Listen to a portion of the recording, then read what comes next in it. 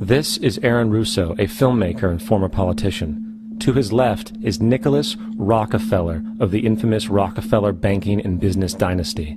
After maintaining a close friendship with Nicholas Rockefeller, Aaron eventually ended the relationship, appalled by what he had learned about the Rockefellers and their ambitions. I got a call one day from an attorney woman I knew, and she said, "Would you like to meet one of the Rockefellers?" I said, "Sure, I'd love to." And we became friends, and he began to divulge a lot of things to me. So he said to me one night, he said that there's going to be an event there, and out of that event, you're going to see we're going to go into Afghanistan, so we can run pipelines from the Caspian Sea. We're going to go into Iraq to take the oil and establish a base in the Middle East, and we're going to go into Venezuela and try and get rid of Chavez. And the first two they've accomplished. Chavez they didn't accomplish. And he said you're going to see guys going into caves looking for people that they're never going to find. You know, he was laughing about the fact that you have this war on terror. There's no real enemy. He's talking about how by having this war on terror, you can never win it because so it's an eternal war, and so you can always keep taking people's liberties away. And I said, how are you going to convince people that this war is real? He said, but the media can convince everybody it's real. I mean, you know, it's just that you keep talking about things, you keep saying it over and over and over again, and eventually people believe it. You know, you created the Federal Reserve in 1913 through lies. You create 9/11, which is another lie. Through 9/11, you're fighting a war on terror, and now all of a sudden you go into Iraq, which was another lie, and now they're going to do Iran. You know, and it's all one thing leading to another, leading to another, leading to another. Now, I would say to them, what are you doing this for? What's the point of this thing? You have all the money in the world you ever want. You have all the power. I said, you know, you're hurting people. It's not a good thing. And he would say, what do you care about the people for? Take care of yourself and you take care of your family. And then I said, so what are the ultimate goals here? He said, the ultimate goal is to get everybody in this world chipped with the Rfid chip and have all money be on those chips and everything on those chips. And if anybody wants to protest what we do or violate what we want, we just turn off their chip. That's right, microchipped. In 2005, Congress, under the pretense of immigration control and the so-called war on terrorism, passed the REAL ID Act, under which it is projected by May 2008, you will be required to carry around a federal identification card, which includes on it a scannable barcode with your personal information. However, this barcode is only an intermediary step before the card is equipped with a VeriChip RFID tracking module, which will use radio frequencies to track your every move on the planet. If this sounds foreign to you, please note that the RFID tracking chip is already in all new American passports. And the final step is the implanted chip, which many people have already been manipulated into accepting under different pretenses. We have a Florida family who are really pioneers in a brave new world. They have volunteered to be the first ever to have microchip identification devices implanted into their body. After 9/11, I was really concerned with the security of my family. I wouldn't mind having something planted permanently in my arm that would identify me.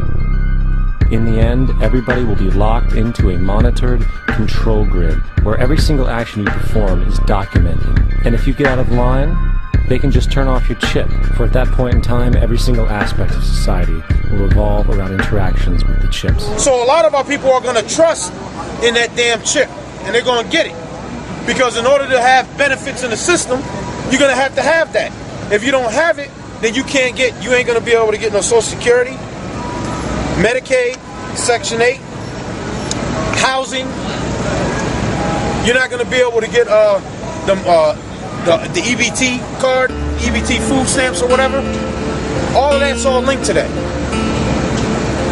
Hell, you won't even be able to get your unemployment. And a lot of you blacks and Hispanics is going to be taking that chip, man. You're going to take that chip because what? You care about the world. You following the ways of the world. So you're going to take that chip, man. A lot of y'all going to take it. When you take that chip, your ass is missing food. You bound for destruction. Because little do you know, America's going to be destroyed by nuclear missiles. He calls it all, both small and great, rich and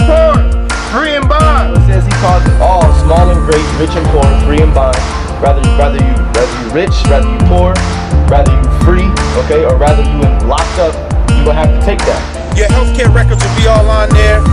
If you're allergic to any medicine, it'll be on there. If you happen to be in a hospital in Colorado, you're from New York, it's gonna take them time to get your records over there, so they can't medicate you. You might die.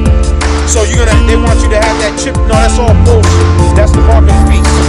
But that's how they're gonna introduce it. They're introducing it through healthcare reform and through the fact of people saying there'll be no more children lost. The Bible says he calls us all, man. Both small and great. Right, both small and great. Rich and poor. Free and bond. To receive a mark in their right hand or their forehead. Right on their forehead. Now why is it going to be in your right hand or your forehead? That's where your body produces the most heat. That chip is going to be the most active in your right hand or your forehead. It's because they want to track you. They want to know your whereabouts. If you got an easy pass, when you come through one of those bridges or tunnels, your name and your information, your name, your address, phone number, social security number pops right up. That's you going through the tunnel. The RFID chip is being pushed real heavy. And so it's only a matter of time before some kind of major terrorist attack happen in America, which gives Obama the green light to push that RFID chip. In the elected people, we're not going to take the RFID chip that Obama's going to be putting out. You so-called white people, a lot of you are going to take it. And a lot of you who call yourself professing Christians who don't want to take it, you're going to get your head chopped clean off, man. Because it's got to be a quick process. You don't want it? All right. Get the next body, all right? Revelation 13:16, he calls them all, both small and great. Yeah, so that's the elites of this society, so-called white men. Like the Rothschilds, the Rockefellers, okay? And there's an interview with Aaron Russo. Basically, he was friends with, who was it, J.D. Rockefeller, I believe? Okay? And he came out and he said, look, the end goal is to get everybody chipped. That's the end goal, okay? J.D. Rockefeller told Aaron Russo that the end goal is to get everybody chipped, man. To have everybody ruled under one centralized government. Okay? What are you doing this for? What's the point of this thing? You have all the money in the world you ever want. You have all the power. I said, you're hurting people. It's not a good thing. And he would say, what do you care about the people for? Take care of yourself and you take care of your family. And then I said to him, what are the ultimate goals here? He said, the ultimate goal is to get everybody in this world chipped with the RFID chip and have all money be on those chips and everything on those chips. And if anybody wants to protest what we do or violate what we want, we just turn off their chip.